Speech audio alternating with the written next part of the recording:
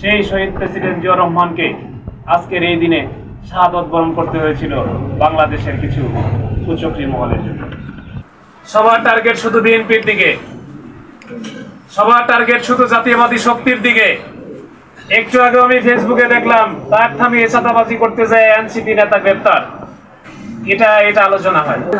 আমরা চাই বাংলাদেশে গণতন্ত্র পূর্ণ প্রতিষ্ঠিত হোক। বাংলাদেশের তিনবারের প্রধানমন্ত্রী বেগম খালেদা জিয়া এই গণতন্ত্র প্রতিষ্ঠা করতে গিয়ে তিনি জেল কেটেছেন। ক্যান্টনমেন্টের বাড়ি থেকে ওনাদেরকে বের হতে হয়েছে, কিন্তু তিনি সরকারের সাথে আপোষ করেন নাই। আমরাও আপোষ করতে চাই না। সৃষ্টি হয়েছে, এইভাবে যদি চলতে থাকে তাহলে সামনে কিন্তু খবর কিন্তু খারাপ আছে। এগুলো বাদ দিতে হবে। আমরা হলো বিএনপির পরিবার, আমরা একসাথে চলতে চাই, একসাথে থাকতে চাই। আপনারা জানেন দীর্ঘ 17 বছর এই নির্যাতনের পর গত 5ই আগস্ট আল্লাহর রহমতে এই দেশ একটা নতুনভাবে স্বাধীন হয়েছে। মনোনয়ন প্রত্যাশী দুলাল চৌধুরী কিন্তু এই 17 বছরই কিন্তু আমাদের খোঁজ খবর নিয়েছেন।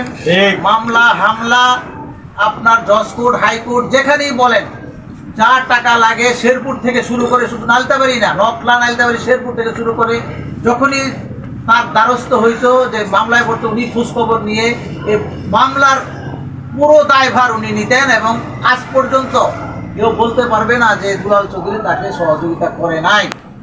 অনেক নেতাই আছেন, আজকে আমাদের মাঝে অনেকেই ছিল, আজকে অনেকেই চলে গেছেন। জানি না কি কারণে আপনারা চলে গেছেন, কারণ দুলাল চৌধুরী দুর্দিনে আপনাদেরকে সহযোগিতা করেছে। কেউ বলতে পারবেন না দুলাল চৌধুরী আমাদেরকে সহযোগিতা করে নাই, বরং আমরা বলবো আমাদেরকে সহযোগিতা করেছে, কিন্তু আপনাদের মতো আর্থিক সহযোগিতা নিয়ে নেই। কিন্তু যারা সুবিধা নিয়েছেন, আর্থিক সহযোগিতা নিয়েছেন, তারাও কিন্তু আজকে এখানে নাই। এজন্য সবাইকে নিঃস্বার্থ রাজনীতি করতে হবে। কি পেলাম না পেলাম সেই রাজনীতি বাদ দিতে হবে। হিংসা বিদ্বেষ ভুলে যেতে হবে। আগামী দিনে নালিতাবাড়ির কৃতি সন্তান মনোনয়ন প্রত্যাশী, তিনি জাপান থেকে বাংলাদেশের এই নালিতাবাড়ির মানুষের, নকলার মানুষের খোঁজ খবর নিয়েছে, তাকে যদি মনোনয়ন দেয়, নালিতাবাড়ির জন্য কি করবেন আপনি? নালিতাবাড়ির জন্য আমি একটা কিছু করবো, যে বেকার সমস্যার সমাধান করার প্রথম চেষ্টা করব। অনেক শিক্ষিত বেকার আছে যে চাকরি হয় না, তাদের বিষয়ে উনি একটা ব্যবস্থা করে দিতে পারবেন। তাহলে আমরা যদি এত সুযোগ পেয়েও যদি হাত ছাড়া করি, তাহলে আমাদের মতো পতাকা তলে আসবে, দুলাল চৌধুরীর নেতৃত্বে আসবে, মাকসিমের নেতৃত্বে আসবে। অনেকে সিনিয়র নেতা বলে মাকসিমের নেতৃত্বে আমরা যাবো কেন?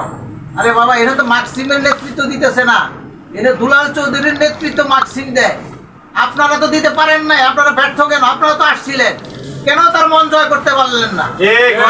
মন জয় করতে পারলাম না। আমি তো দুলাল চৌধুরীর নেতৃত্ব দিই না, মাকসিম সরকার দুলাল চৌধুরীর নেতৃত্ব দেয়।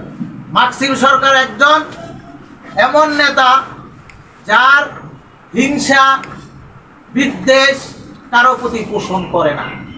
তার শরীরের যতটুকু ধৈর্য আছে, আমার শরীরে তো ধৈর্য নাই। আরো আমাদের দলে যারা আছে, যদি আসে, আগে হাবিবুর রহমান লিটন সাহেব ছিল ভাইস চেয়ারম্যান, উনি ছিল, আমাদের রিপন তালুকদার ছিল, অনেকেই ছিল। তারা আসলে তাদের জন্য আমরা চেয়ার ছেড়ে দিব, আমরা তাদেরকে শ্রদ্ধা করি।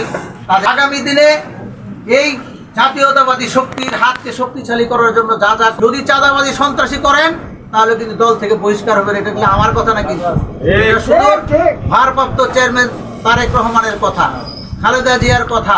এবং নালিতাবাড়িতে আমরা যারা রাজনীতি করি, যদি আমিও কোনো সন্ত্রাসীর সাথে জড়িত থাকি, আমি যদি চাঁদাবাদীর সাথে জড়িত থাকি, আমি যদি কারো বাড়ি দখল করি, চর দখল করি, আমাকেও বহিষ্কার করবেন আপনারা। আজকে আমরা চাই পরিচ্ছন্ন রাজনীতি করতে, এবং দুলাল চৌধুরী সেই পরিচ্ছন্ন রাজনীতি চায়। আগামী দিনে পরিচ্ছন্ন রাজনীতি হবে, হিংসা বিদ্বেষ ভুলে যাব, ইনশাআল্লাহ সবাই একসাথে কাজ করব।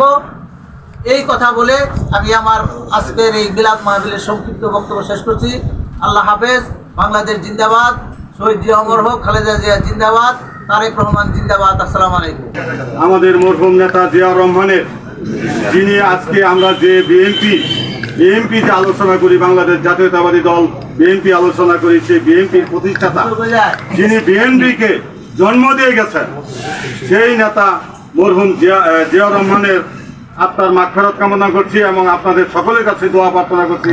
আপনারা দোয়া করবেন যেন আমাদের এই নেতা মরহুম নেতা জিয়াউর রহমানের আল্লাহ তাআলা বেহেশতে নসিব করে, এই আহ্বান জানিয়ে যারা বিভিন্ন এলাকা থেকে